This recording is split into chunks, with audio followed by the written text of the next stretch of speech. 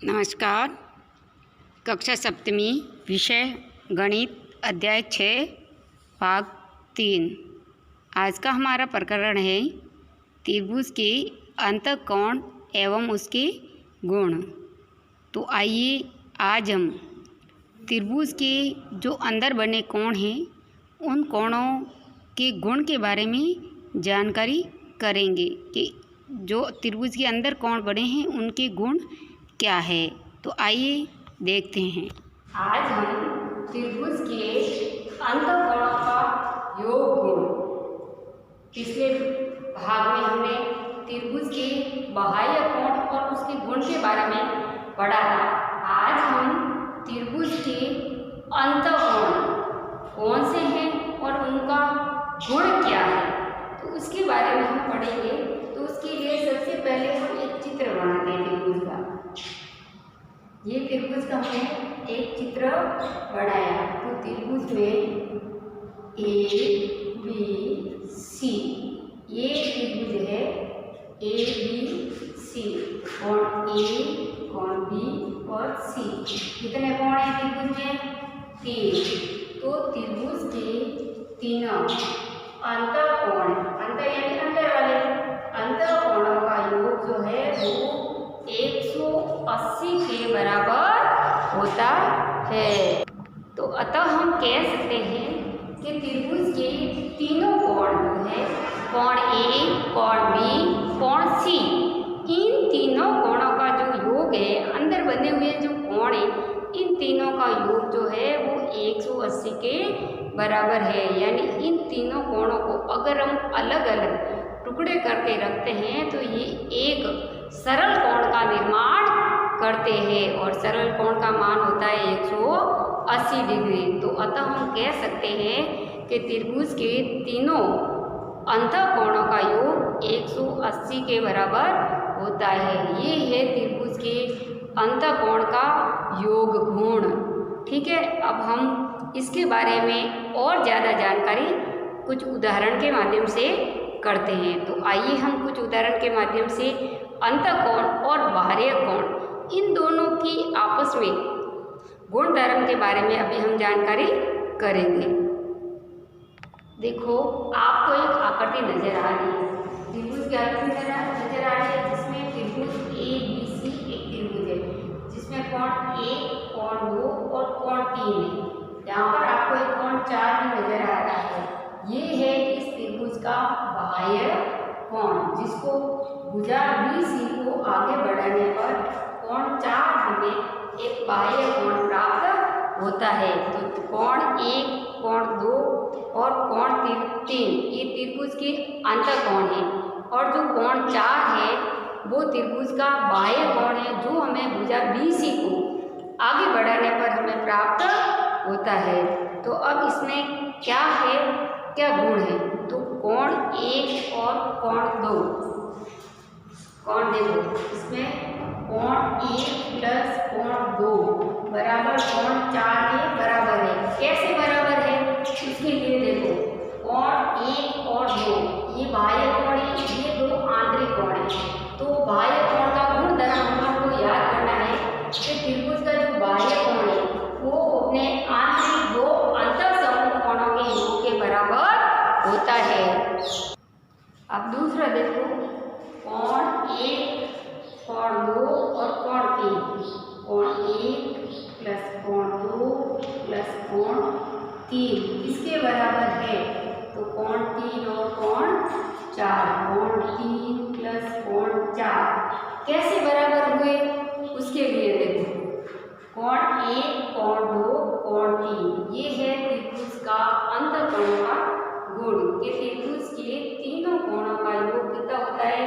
180 degree. तो अंतःगुण कोण गुण, अंतःकोण का गुण ये हो गया किसका? कोण 1, कोण 2, कोण 3। तो तीनों कोणों का योग कितना होता है? 180 डिग्री। तो ये हो गया अंतःकोण का गुण।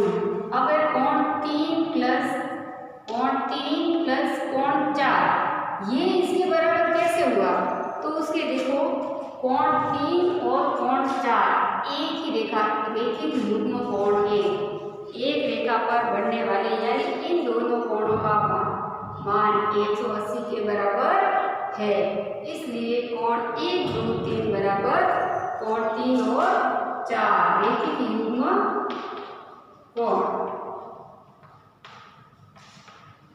रेखिक युग्म कोण तो अतः हम कह सकते हैं कि कोण 1, कोण 2, कोण 3 बराबर कोण 3 और 4 क्यों है, वापस बता रही हूँ कि इन तीनों कोणों का योग 180 के बराबर होता है। यानी त्रिभुज का आंतरिक रूप कोण 3 और कोण 4 ये एक ही रेखा इस रेखा पर बन रहे हैं तो रेखिक युग्म कोण है, तो इनका मान भी 180 डिग्री है। अतः हम कह सकते हैं कि कोण 1, कोण 2, कोण 3 बराबर कोण 3 और कोण 4।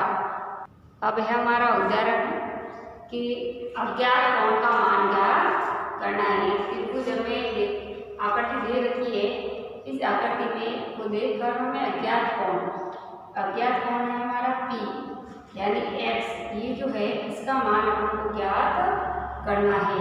P Q R ये कोण है, इसमें हमको P का मान ज्ञात करना है। P का मान ज्ञात करना है तो देखो त्रिभुज के तीनों कोणों का योग कितना होता है, तो इसमें लिखेंगे अपन त्रिभुज के तीनों अंत कोणों का योग कितना होता है 180 डिग्री। तो कोण P प्लस कोण Q प्लस कोण R बराबर 180 डिग्री। इसको हम हल करेंगे तो सबसे पहले लिखेंगे कि त्रिभुज के तीनों कोणों का योग कितने बराबर है 180 के बराबर।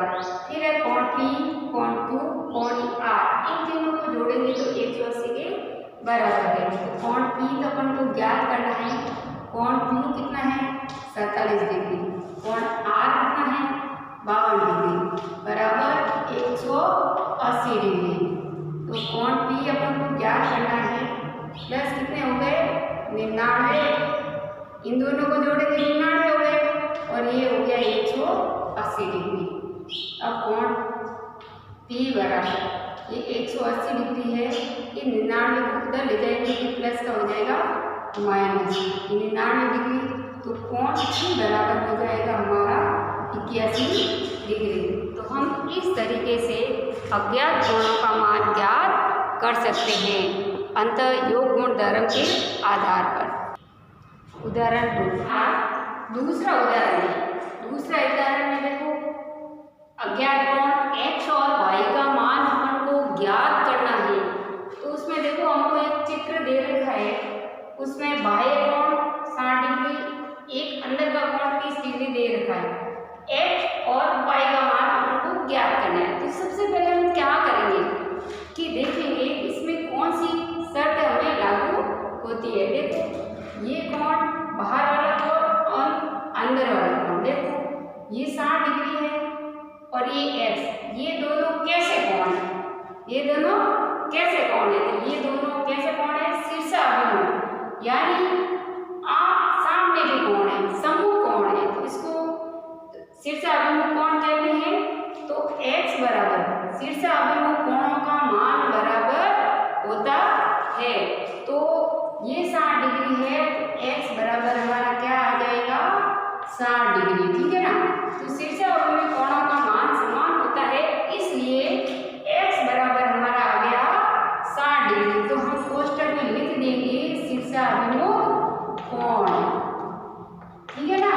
इस कंडीशन को देखते हुए अब हम आगे बढ़ते हैं। अब हमारे पास x आ गया 60 डिग्री, x क्या आ गया 60 डिग्री आ गया, एक कोण दे दो कोण आ गया। अब y का मान यानी त्रिभुज के अंदर का कोण ज्ञात करना है, तो हमें सबसे पहले त्रिभुज के तीनों कोणों का योग, त्रिभुज के तीनों कोणों का योग कितना होता है 180 डिग्री। वेरी गुड, है ना। तो त्रिभुज के तीनों कोणों का योग होता है 180 डिग्री। अब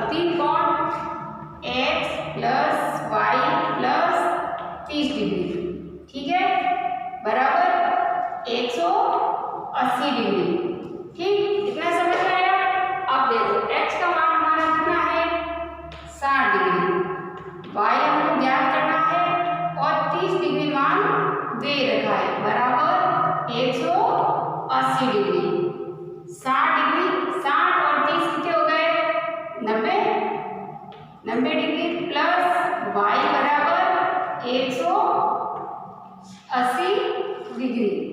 अब हमको y का मान ज्ञात करना है, तो y बराबर 180। इस 90 को उधर ले जाएंगे तो माइनस में हो जाएगा 90 डिग्री, तो y बराबर 90 डिग्री। इस तरीके से ये हमें y का मान हमें प्राप्त हुआ। ठीक है ना, आपको समझ में आया कि y का मान हमने किस तरीके से ज्ञात किया कि त्रिभुज के तीनों कोणों का मान, जब एक बाहर कोण दे रखा हो, एक अंदर का कोण दे रखा हो, तो सबसे पहले हमें देखना है कि उनमें शर्त क्या लागू होती है। तो हमने सबसे पहले x का मान निकाला, x का मान हमारे पास आ गया, फिर अंदर वाले y का मान हमने त्रिभुज के तीनों कोणों का योग 180 डिग्री होता है, इस कंडीशन से हमने y का मान ज्ञात किया। ठीक है ना, समझ में आया अभी आपको? अब है हमारा ग्रह कार्य। अभ्यास प्रश्न आपको दिए जा रहे हैं, 3 प्रश्न दिए हैं कि दी गई आकृतियों में अज्ञात कोण x और y का मान आपको ज्ञात करना है। आकृतियाँ दी रखी है, इन आकृतियों को देखते हुए इसमें आपको अज्ञात कोण x और y का मान ज्ञात करना है। अभी हमने जो उदाहरण के माध्यम से x और y का मान ज्ञात करना सीखा है, उनको देखते हुए आपको इन प्रश्नों को हल करना है, अपनी नोटबुक में करना है। ठीक है, आज का हमारा टॉपिक जो है यहीं समाप्त होता है। धन्यवाद।